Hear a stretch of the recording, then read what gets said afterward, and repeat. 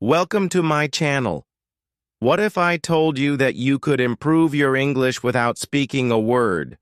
That you could train your brain to think in English anytime, anywhere, even when you're silent? For 30 days, I spoke English only in my mind. No notebooks, no teachers, just my thoughts. What happened shocked me. This story will show you how thinking in English can quietly transform your speaking. Stay till the end, because what I learned on day 17 will change how you learn English forever.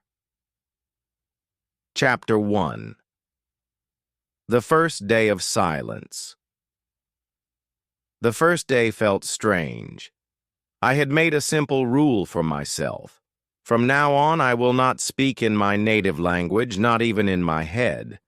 I will think only in English. It sounded easy at first. But when I opened my eyes that morning, my mind automatically started speaking in my native language. I had to stop it. I reminded myself, no, English only.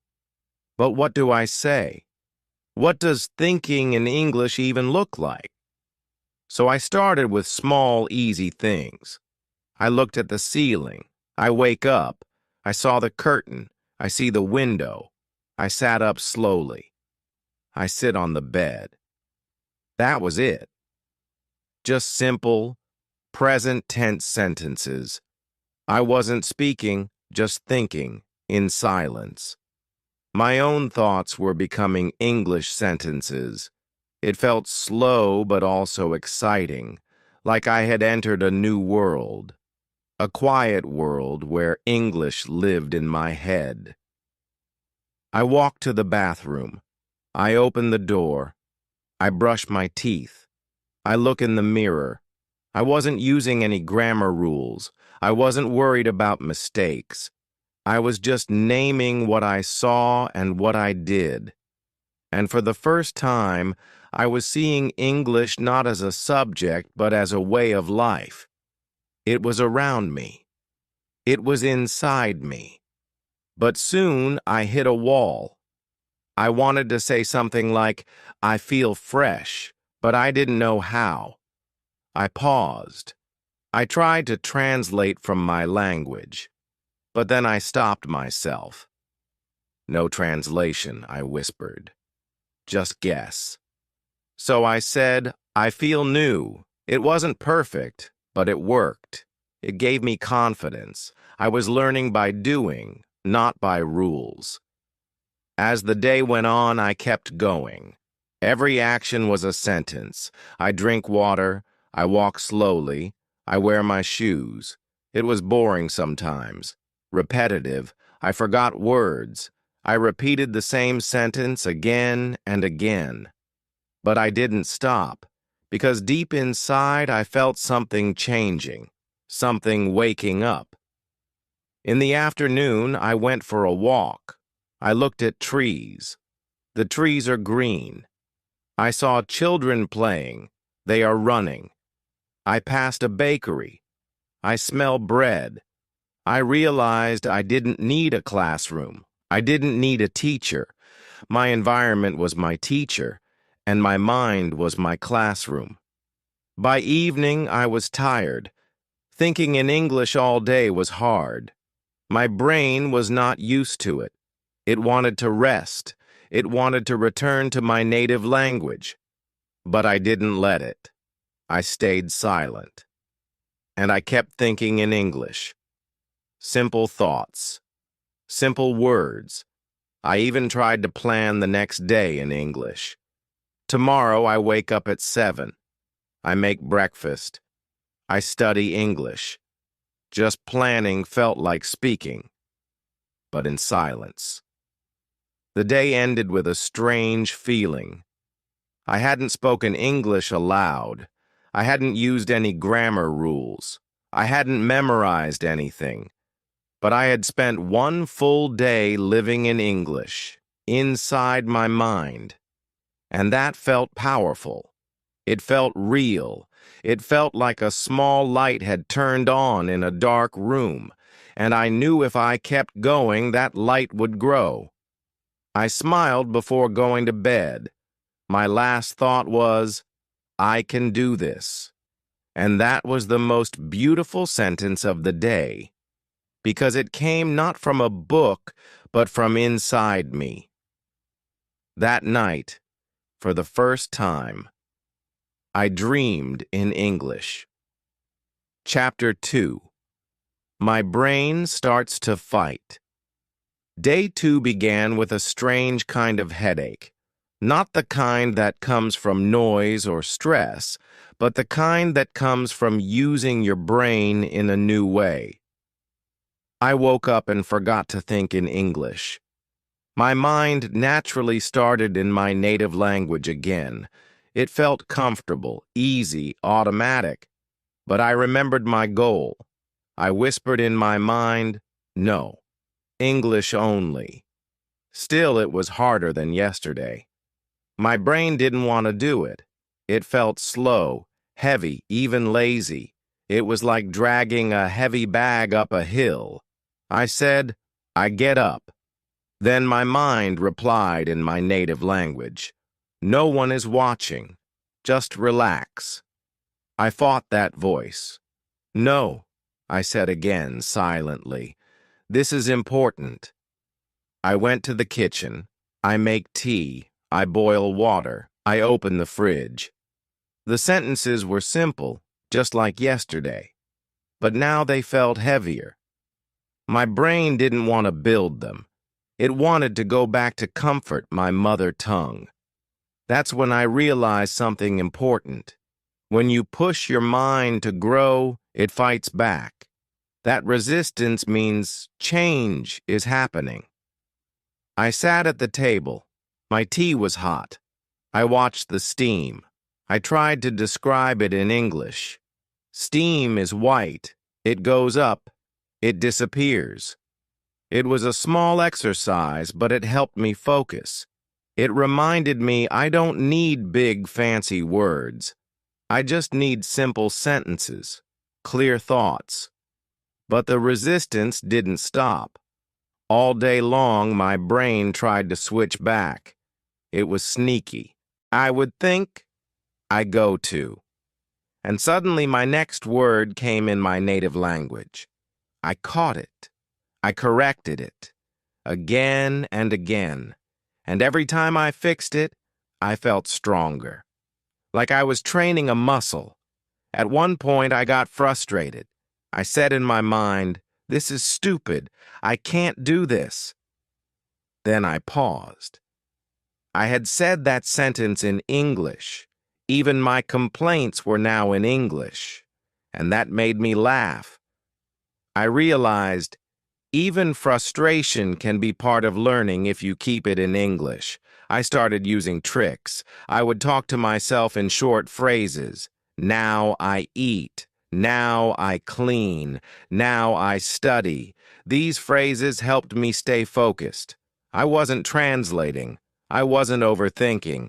I was just speaking to myself, quietly, naturally, like a child learning a language again. The biggest moment came in the evening. I was walking outside. The sun was setting. I saw people talking, kids playing, cars passing, and I began to describe everything in my head. The sky is orange. The boy runs fast. That car is blue. I felt something shift. For the first time that day, I was not forcing it. I was enjoying it. I was present, and English was helping me see the world in a new way. But I still made mistakes. Many. I said, he go to shop. Then I corrected, he goes to the shop. I wasn't sure about the rule, but I knew how it sounded, and that was enough. I was learning not just with logic, but with feeling. Before bed, I wrote a few thoughts in my mind. Day 2 is hard. My brain wants to stop, but I don't stop. And that last sentence, I don't stop. It gave me strength, because it wasn't just a sentence, it was a promise to myself, a promise that this path, even if slow, would lead to fluency. And that's when I understood something clearly. Fluency does not begin with speaking fast. Fluency begins with thinking slow, thinking right, and thinking every day, even when your brain fights back. Chapter 3. The Mirror. Talk Secret. Something new happened on day 4. I didn't plan it. It was early morning. The sun was just beginning to rise. I walked into the bathroom and saw myself in the mirror. My eyes looked tired. My hair was messy. But instead of thinking something in my native language, I looked at myself and whispered, "You look sleepy." Then I paused. It surprised me. It felt real, like I was talking to someone. But there was no one else. It was just me. I stood there longer than usual, and I said another sentence. "How are you today?" And then I answered, "I'm okay." I slept late. The words were soft, quiet, not loud. But something had changed. For the first time, English wasn't just in my mind. It was coming out of my mouth. Softly, slowly but surely. I was speaking to myself in English, and it felt amazing. It was a strange kind of conversation. But it felt important. I was looking into my own eyes. I was not afraid of mistakes. I was not shy. I was not trying to impress anyone. It was just me and the mirror. And in that moment, the mirror became my first teacher. I asked myself simple questions. What will you do today?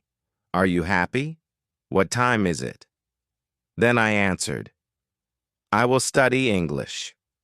Yes, I feel good. It's 7:15. These were short, easy answers, but they were full of confidence. Because I didn't need to be perfect, I just needed to speak. This new activity became a habit. Every morning, before anything else, I talked to myself in the mirror, even just 2 minutes. But those 2 minutes gave me power. I started to see myself differently. I started to hear my own voice in English, and slowly, my voice stopped shaking. My words came faster. My eyes looked stronger. I was not just a learner anymore. I was a speaker. Sometimes I made mistakes. He go to school instead of he goes to school, but I caught the mistake while looking at myself. I would smile and say, "Oops, wrong." Then I'd fix it. He goes to school. This feedback loop, this cycle of mistake and correction, became my best lesson. And the mirror was my classroom. I also noticed something else. When I looked into the mirror and spoke English, I felt emotions. If I said I feel tired, I really felt it. If I said I will try hard today, I believed it. The mirror talk wasn't just language practice, it was connection with my emotions, my goals, and my self-belief. One evening, I even practiced a future conversation. I looked in the mirror and said, "Hello, my name is..." Then I imagined someone asking me, "Where are you from?" And I answered, I practiced smiling while speaking. I practiced body language. It wasn't a joke. It was serious training, and it was working. By day 6, something strange happened. I started missing my mirror talk if I didn't do it. It became like brushing my teeth, something I needed to start my day. And every time I looked into the mirror and said, "Let's start the day strong," I felt ready. Not just ready to speak English, ready to live in English. This was no longer just a learning method. This was transformation. I was building a new identity, quietly, privately, but deeply. And it all began with one simple step, looking into a mirror and speaking to myself with love, curiosity, and courage. You don't need a partner to start speaking English. Sometimes, all you need is a mirror and a brave heart. Chapter 4. The Mistake That Made Me Smile. It was day 7, one full week of thinking and whispering in English. My brain was slowly adjusting. The sentences came faster now. I didn't stop to translate every word. But still, mistakes happened. And one of those mistakes changed the way I looked at learning forever. That morning, I was boiling rice. The smell filled the kitchen. I picked up the spoon, and in my mind I said, "I cooking rice." Then I paused. Something felt strange. "I cooking rice?" I repeated it again. It didn't sound right. I tried again. "I am cooking rice." That felt better. That felt correct. At that moment, I smiled. Not because I had made a mistake, but because I had caught the mistake without a grammar book. I didn't open Google. I didn't check a rule. My ears knew it was wrong. My mind felt the rhythm of English. That was the moment I realized I was learning like a child, by feeling, not by forcing. This kind of learning is slow at first, but it's strong. When you correct yourself from the inside, you never forget. And more than that, you grow confident.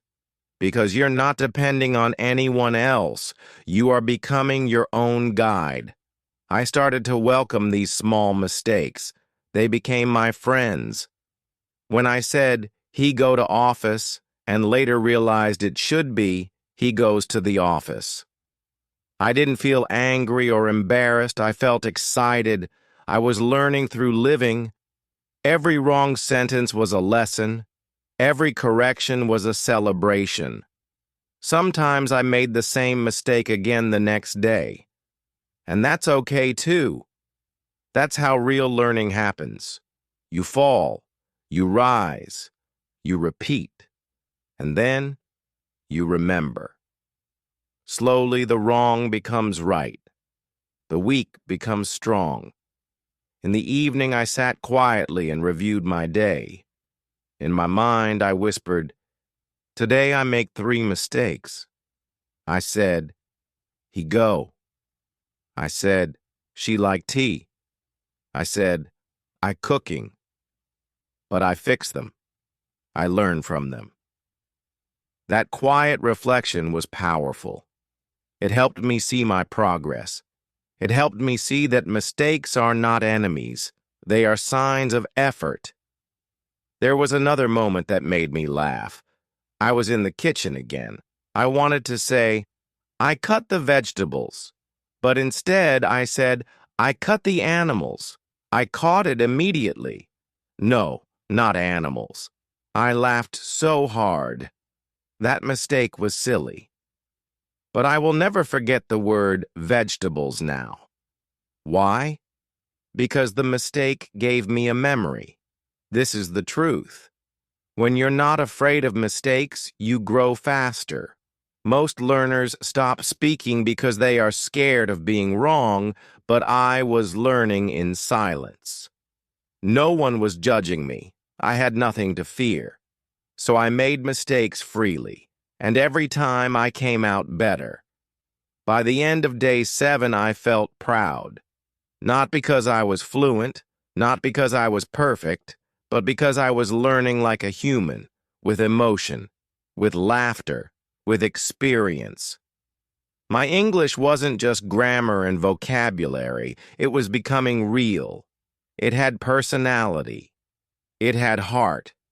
So I gave myself a new rule. Every time I make a mistake in English, I must smile, because it means I am trying, and trying means I am on the path.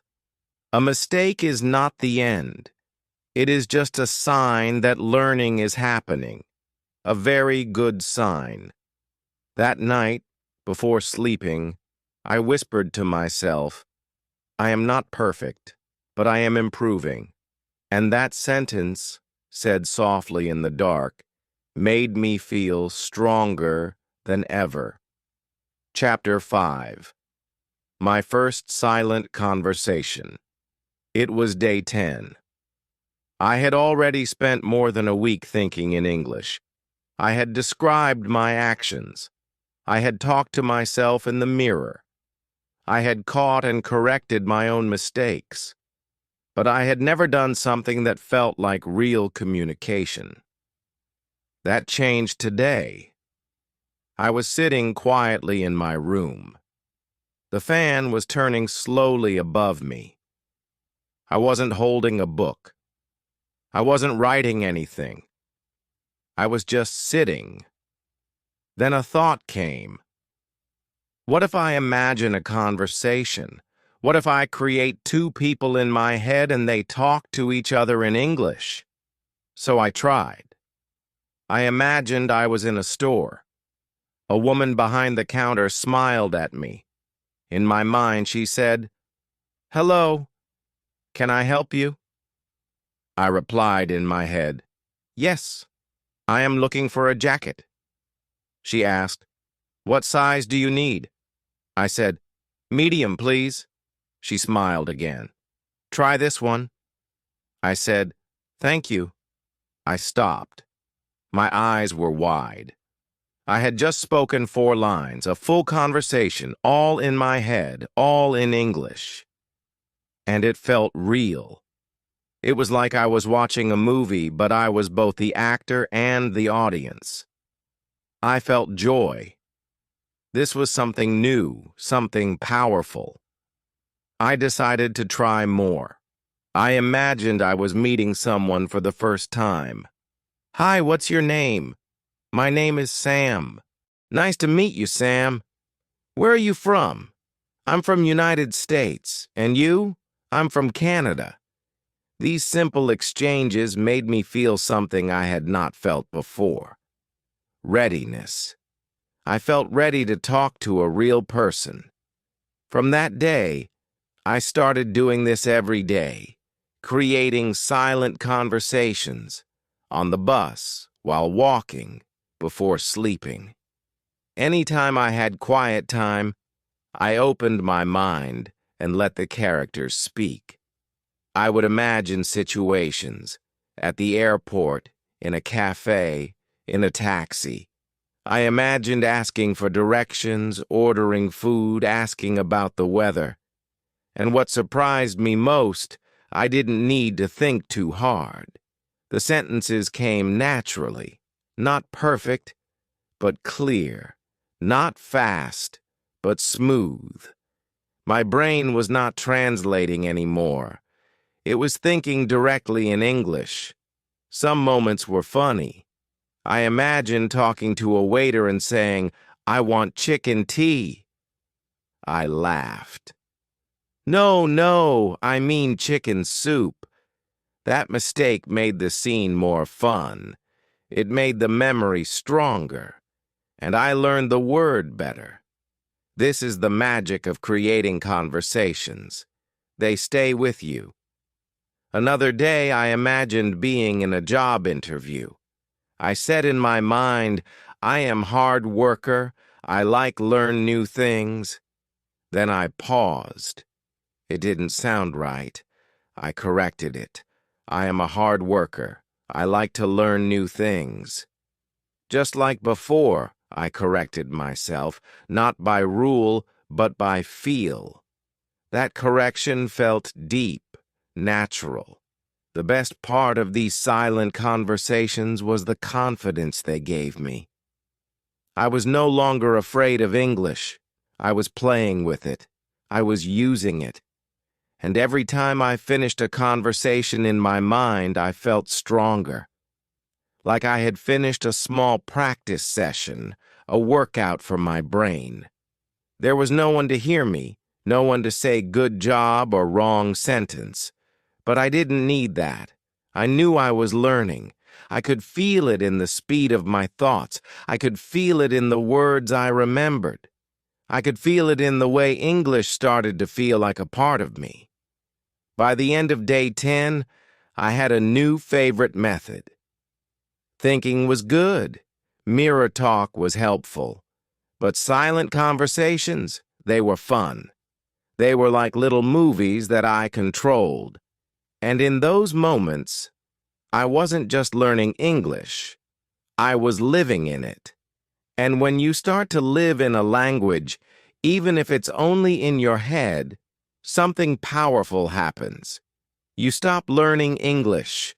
You start becoming an English speaker. Chapter 6.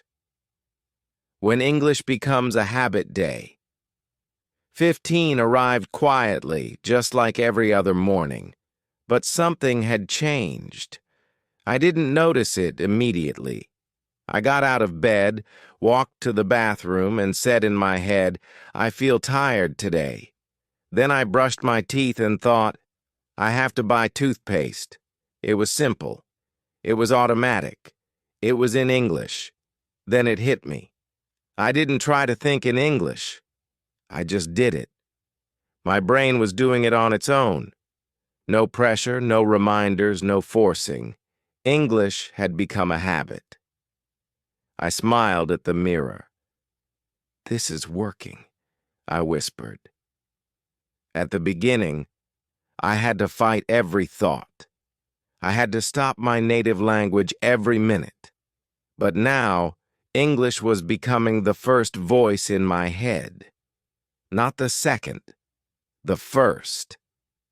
That feeling was incredible. It was like finding a new road in a forest. A road that was built just by walking it every day. That day, I went outside for a walk. The sun was warm. The streets were quiet. I saw a small cat sleeping under a car. My first thought? The cat is sleeping in the shade. I didn't plan that sentence. It just came. Naturally, silently, and perfectly. I passed a shop. They are closing early today, I thought.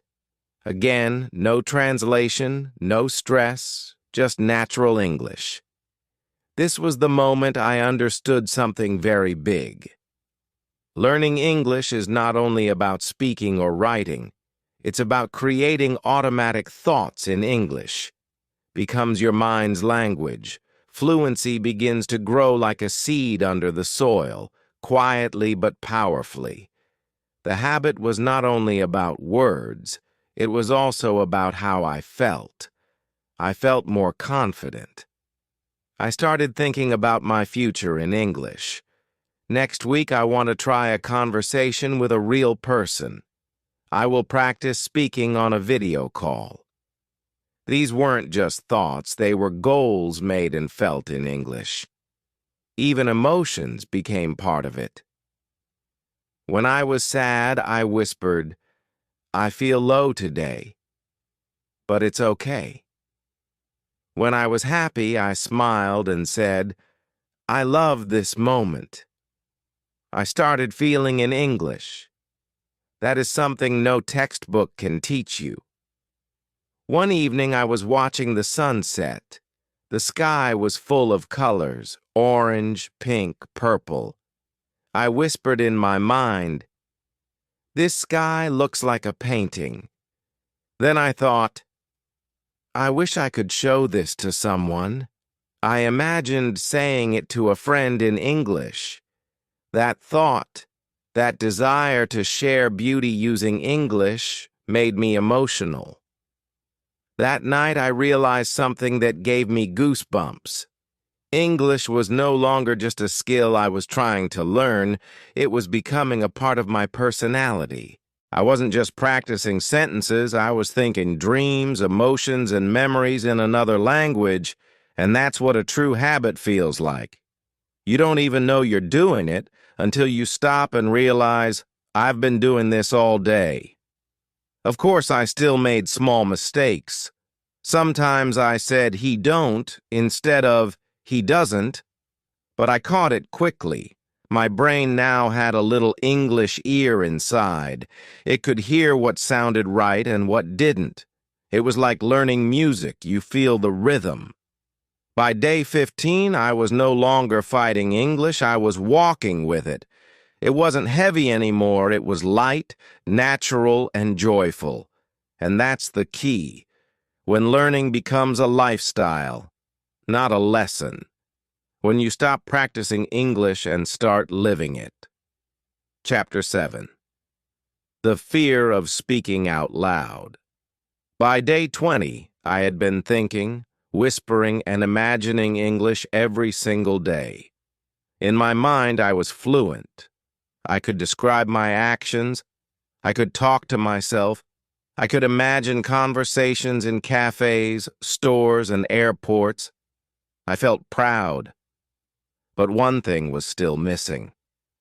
I hadn't spoken to a real person, not even once.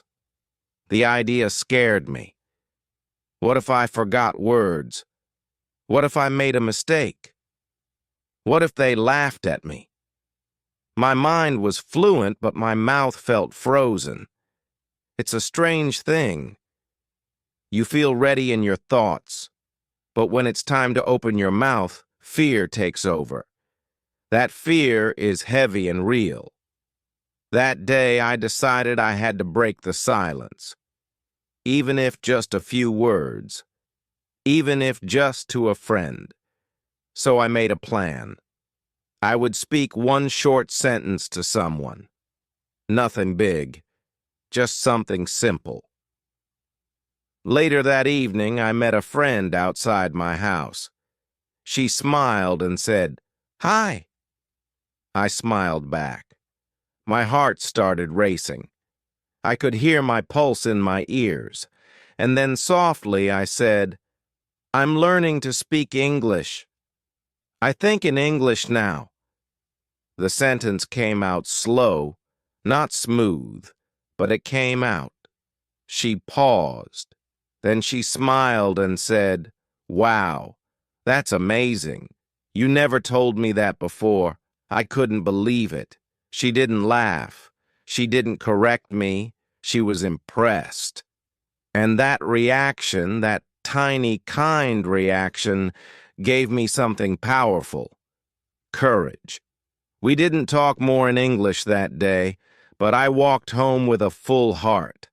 I had done it. I had crossed the line between silence and speech, and the world didn't fall apart. In fact, it opened up a little.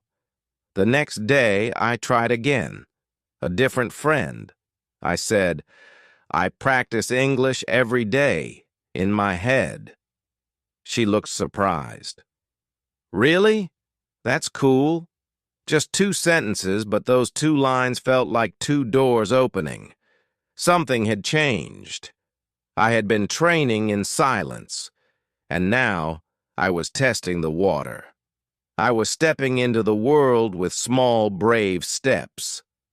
That whole week, I kept doing the same thing. 1 or 2 sentences per day, nothing long, but real, spoken, heard. Each time I spoke, I felt nervous. My mouth moved slowly. My voice felt small. But my thoughts were strong, clear, confident, because I had built a foundation in my mind. And now that foundation was holding me up. It reminded me of something a great teacher once said. Speak when you're not ready. That's how you become ready. There was one moment I'll never forget. I was buying something at a small shop. The man gave me the wrong change. I wanted to say something, but I hesitated. Then I thought, "No, use your English." I said, "Excuse me, I think this is not correct." My voice shook a little, but he looked, counted again, and said, "Oh, sorry." He corrected it. I walked away feeling like I had won a medal. Not because of the money, but because I had used my English in real life. That's the power of pushing past fear. Fear says, wait until you're perfect, but courage says, go now, try anyway, and that's when the real learning begins. By day 20, I had learned something important. Silence is useful, but speech is the goal. Thinking trains your brain, but speaking trains your courage. You don't have to say a lot.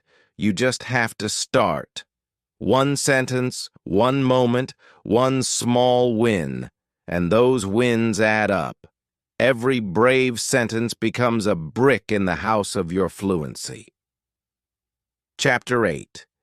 The Real Conversation. Day 26. I didn't know this would be the day. I didn't plan it. I was just walking home after running a small errand, feeling relaxed, enjoying the breeze. My mind was calm. As always, I was thinking in English. I should cook dinner soon. Tomorrow I need to wash clothes. Just simple, routine thoughts. And then it happened.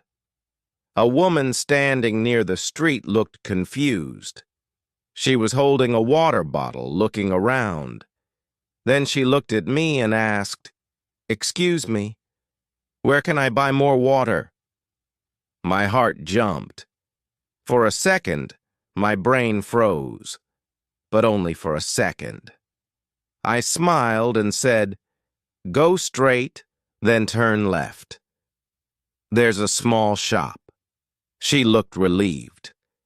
"Thank you," she said, and I replied, "You're welcome." That was it. A short, simple conversation. Nothing fancy, but it was real. It was unscripted. It was fast. And I had responded.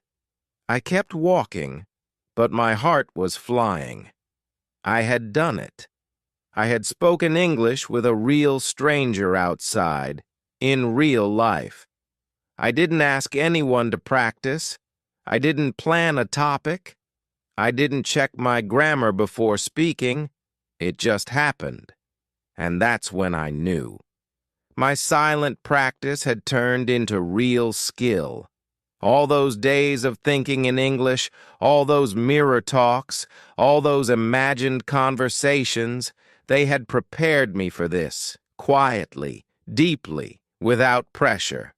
I replayed the moment in my mind again and again, not because I was proud, but because I was shocked. I realized I didn't need to think or translate. The answer came instantly. That's fluency. Fluency is not knowing every word. It's being able to express something in the moment with confidence. Later that day, I told a friend about the conversation, and as I explained it, I said something I hadn't said before. I said, I feel like I live in English now. Not, I study English. Not, I try to speak English, but I live in English. Because it was true. My thoughts were English. My voice was English. My voice had become English. And now, my world was slowly becoming English, too. In the next few days, I had more of these tiny conversations. A small chat with a shopkeeper, asking a classmate a question in English, answering something at the bus stop. Nothing long. But every time I spoke, it became easier. My voice became stronger. My words came faster. And even when I made mistakes, I didn't feel embarrassed, because now I knew the secret. People don't care about perfect English. They care about clear, kind communication. And if you try with a smile, most people will listen. Most people will help. I even started noticing new things. I was listening better. I understood short English phrases on the radio.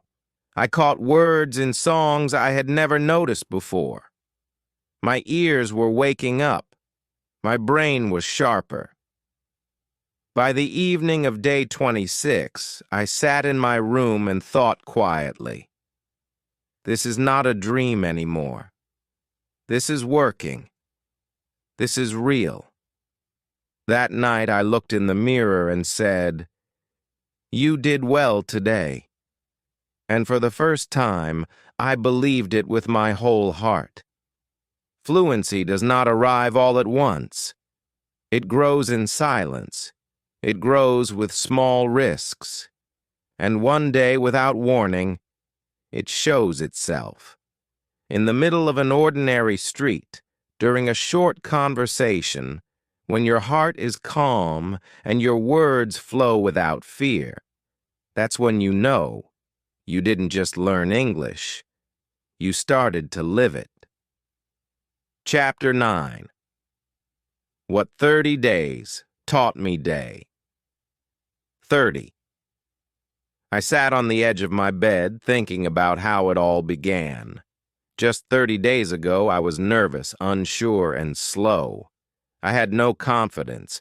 I had no idea that thinking in English, something so quiet, so simple, could change everything. But now, something deep had shifted. I was no longer trying to study English. I was living in English.